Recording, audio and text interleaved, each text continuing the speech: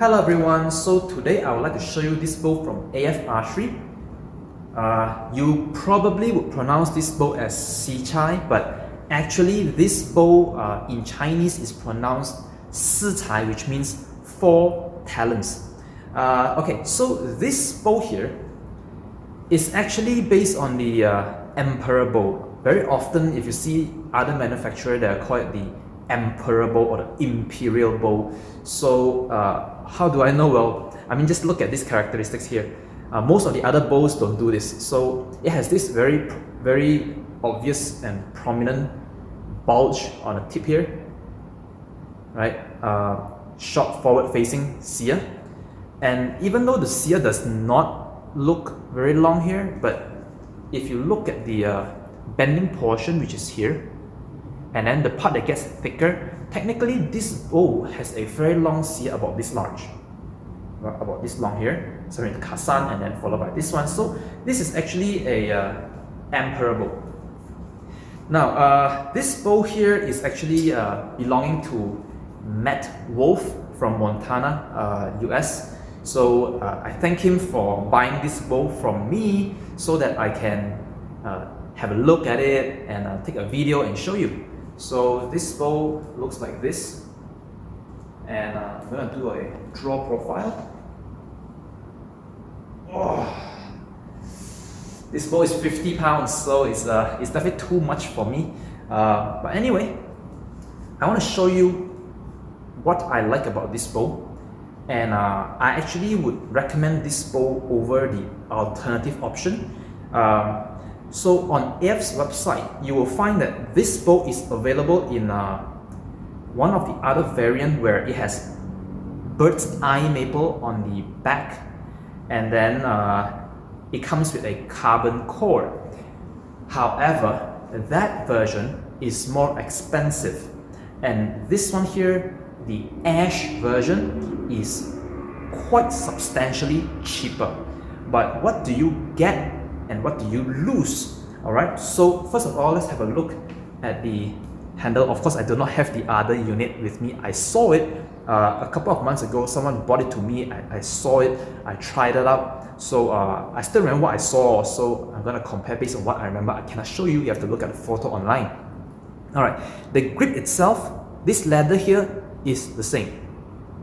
Okay, now this decorative piece, although it looks a little bit different from the other one, but both of them are beautiful, and I will not say one is better than the other. It's just the same style of decoration. In fact, actually, I think this one is a bit nicer. It has a little bit of greenish tint to it. I'm not sure if it shows on the video, but it has a little bit greenish tint, and I think it's kind of nice. It looks a bit like pistachio. The color looks a little bit like that, so it's kind of nice. The wood here on the riser is the same. Even the arrow pass styling is the same. What else? The glass on this one here is bear paw. So if you've watched my other video, you know that bear paw and China fiberglass are different because of how the glass look. One of them looks milky, the other looks very clear. So on this one here, it is very clear. I'm very sure this one here is bear paw. Okay, so this one here is a bear paw glass. The same also comes with the bird eye maple version. Both of them are bear paw glass. Now, what's different is what you see here. So this one is the Ash version. Let me try to show you as much as I could. Okay, this is how Ash looks like on both sides. With the reflection. So that's what Ash looks like. In my opinion, Ash do look pretty good. It's in no way inferior. I'm going to show you the other one. This one is the Babylon, also Ash, but I suspect that this particular bow is China fiberglass because there is no similarity here. Look at that. The cloudiness and the clarity, you see? Right? It's very clear that this one here is a lot cloudier. So this one is most likely China fiberglass, and this one here is bear paw glass. Both of them are Ash, and both of them look good. Whereas the bird's eye maple, to be honest, in my personal opinion, bird's eye maple is not my cup of tea. I look at it and I don't see why I would want to buy it. I just feel, oh, yeah, I know it's kind of like a premium option, whatever veneer, but it doesn't look good in my opinion. If you look at my other video, the golden shadow maple, that one is impressive. When you look at it, it's like, wow, I want to buy that one.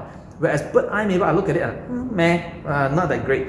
Whereas I feel that ash actually, in my opinion at least, I find it simple and just looks good. It doesn't look super stunning, but it's not bad either. So maybe for some people, bird eye maple may stand out. That's subjective.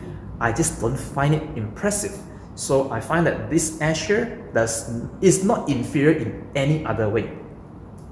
Now, the bird's eye maple version has a carbon core, and usually we add the carbon core to help stabilize the bow against twists.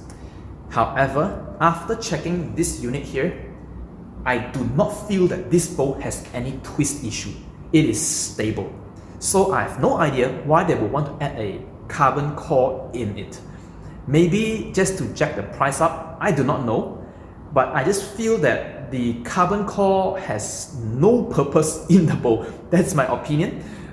Maybe it has something, I do not know, but as far as based on what I tested and what I compare, I see no point in the carbon in the maple version. The bird's eye maple version. I just don't see why you want to put carbon in there. The bow has no issue with stability.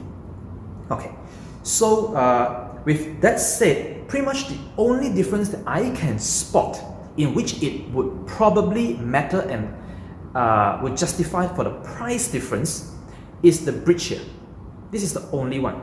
Now, on the bird's eye maple version, let me show you how. I do not have the bow, but very similar. Very similar is this. They call it integral, but basically integrated bridge to the sear. You see, this piece here is basically formed by having an extra piece of wood. Okay, they have an extra piece of wood attached to the sear on the belly side, and then they'll carve it into a bridge. So I want you to have a look at this bridge here. Whereas the ash version, being the cheaper one, it only has this plastic piece, cheap plastic piece. And there is both pro and con to it. So I'll tell you the con first. Obviously, I think this looks nicer, right? The way this is built is just, in some way you find that, oh, it's more sincere, they put more effort. Well, you pay more. But yes, this kind of bridge does actually look nicer, and you'll find this kind of bridge on the bird's eye maple version. However, personally, if you want to look for performance, think about it.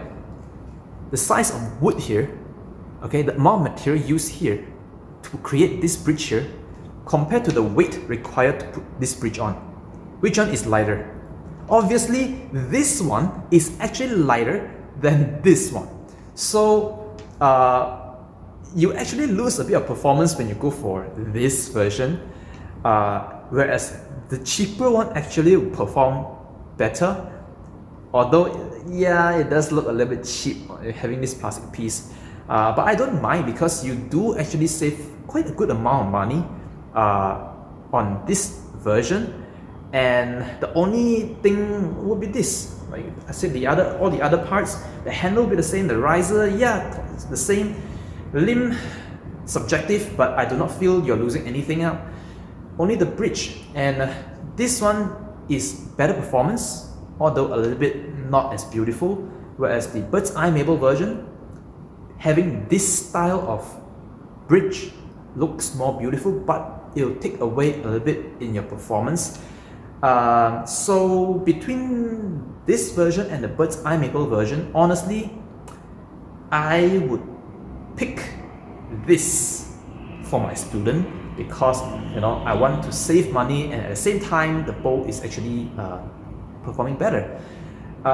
Whereas if you are collecting bows and aesthetic is your priority, then yes, I think if that's your reason, then you will want to go with the bird's eye maple version. Oh, by the way, I almost forgot to mention the max drawing on this bow. Okay, I know on AF's website it says 34-inch. After getting this bow and testing it, in my opinion, there is no bloody way it's gonna go to 34-inch. No bloody way. Why? Because if you measure the bow's total length from the very tip here to the very tip on the other side is 53.5 inch. However, this is the emperor bow, right? The emperor bow has this prominent tip here, which doesn't contribute to the actual draw length. So if you subtract this part and calculate the length of the bow from here to the other side, the bow is quite short at only 51 inch. The max draw length on this bow is 32 inch. 33 if you force it. For most of us, we actually don't force the bow, so the max draw length is 32. If you are super strong, you can force it all the way to 33, but the stacking is going to be pretty bad. So 34, no way. I would say 32 is the max draw length.